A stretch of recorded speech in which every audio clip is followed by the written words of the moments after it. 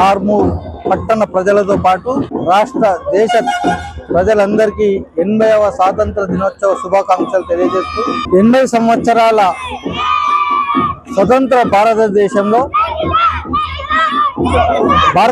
ఎంతో అభివృద్ధి చెందింది, ఇంకా చెందుతూనే ఉంది. ఎందరో మహానుభావుల త్యాగ ఫలితంగా ఇంత పెద్ద ప్రజాస్వామ్య భారతదేశం అవతరించింది. ఆ మహానుభావులను ఈ రోజు స్మరించుకోవాల్సిన అవసరం ఉంది.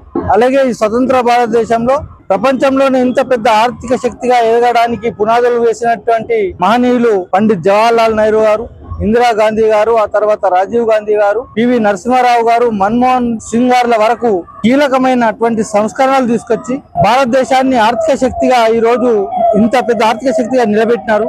అలాగే రాష్ట్రంలో అధికారంలోకి వచ్చిన 2.5 సంవత్సరాల లోపలనే ఇచ్చిన హామీలన్నీ నెరవేరుస్తూ బడుగు బలహీన వర్గాలు, సమ్మన్న వర్గాల సంక్షేమమే ధ్యేయంగా కాంగ్రెస్ పార్టీ పనిచేస్తా ఉన్నది. పిసిసి అధ్యక్షులు మహేష్ కుమార్ గౌడ్ గారి సారథ్యంలో సీఎం రేవంత్ రెడ్డి గారి పాలనలో దేశంలోనే తెలంగాణ రాష్ట్రం ముందు వరుసలో ఉంది.